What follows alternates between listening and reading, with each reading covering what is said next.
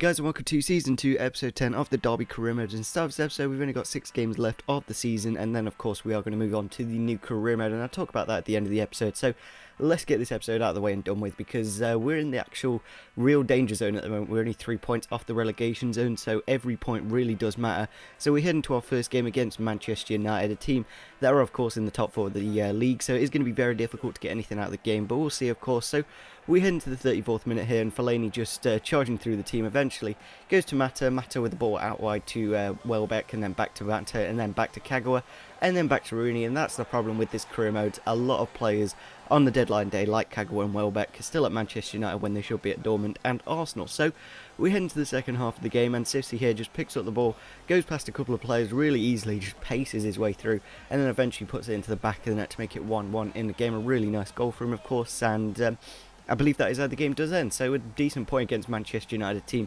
They're of course very good, and that point is going to be very vital to us staying in the Premier League. So yeah, good win for us to start off this episode. That was a nice way to start it off, of course. And our next game is against Southampton, a team who are in the relegation zone at the moment. Got only 1 point off the bottom 3, so we really need to get every single point that we can. And our next game is against Southampton, a team who are actually second bottom of the Premier League, which is quite crazy when you think they are 5th or 6th in the league at the moment. I know they haven't been too good recently. I think they've lost about 5 in a row now, but yeah, generally they've been a pretty good side this season. I don't think they really should be in the relegation zone. So we head into the 26th minute of the match here. Tadic picks up the ball out left, and a really nice pass to put McQueenie in, and yeah, just a really simple goal for Schneiderlin to tap into the back of the net. Maybe defensively I could have done a bit better. It was kind of easy for him. That's another problem with this career mode. The stadium just is not big enough, and yeah, we need to definitely sort that out when we do restart the Derby career mode at the end of January, start of February.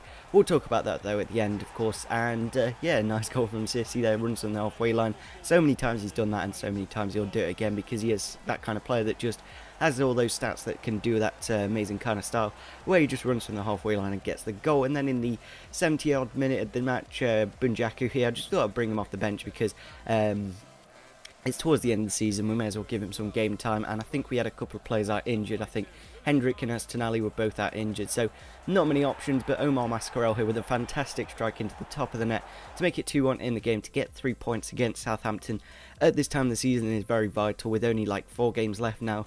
Winning against one of the bottom 3 sides is really important to us staying in the Premier League. So our next game is against Stoke, a team that are quite difficult to break down, quite good defensively, of course, quite a physical team as well. So we'll have to see, of course, how we do. And in the 42nd minute of the match here, our centre-back, Okapum Guma, he's already been booked, and of course he does get sent off. I'm not too sure if that really should have happened, because Thorne tripped the first offence and then he stopped the advantage, so I'm not too sure if that's right or not. But yeah, the game ended 0-0, a bit of a shame. But yeah, in that game both players got, well, Christie didn't get red carded, he got his 5th yellow card, so he did get suspended for this next game. So what I thought I'd do is just change it to a 3 at the back formation, because we don't have any more right backs, and maybe that was my fault just playing both right backs at that game.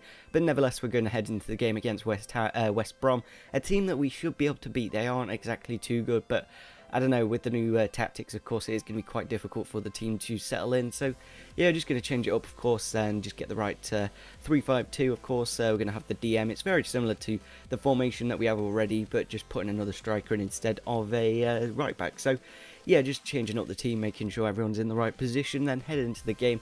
Hopefully we can get a decent result, but you never know. Against West Brom, they are quite a good side on career mode and FIFA, because they've got some quite overpowered players like Brown and Dye and a few others. So yeah, we head into the 14th minute of the match, and that was kind of lucky. Keeper kind of saves it, and then it just rolls into the back of the net to make it 1-0 in the game.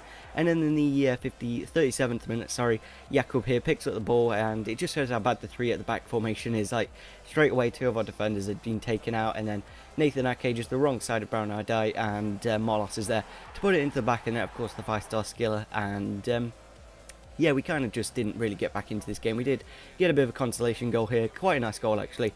A nice diving header from CFC to make it 2-1 in the game. But unfortunately, that is how it does end. But when we got like 4 points from Man United and Southampton, it's, I don't know, I'm not too bothered dropping points against West Brom, because our next game is against Chelsea, a team that we actually beat 5-2 earlier on in the season. So I was quite confident going into this game with all our players back from suspension, a few back from injury. We had a better chance of winning this game, and yeah, we head into the game. And in the 47th minute of the match here, we do pick up the ball on the edge of our box, George Thorne passes it forward to Sifsy. Sifsy, with a nice bit of skill, goes past a couple of defenders, eventually just paces his way through again from the halfway line, just runs, scores, and makes it 1-0. A fantastic goal, solo effort from him, of course.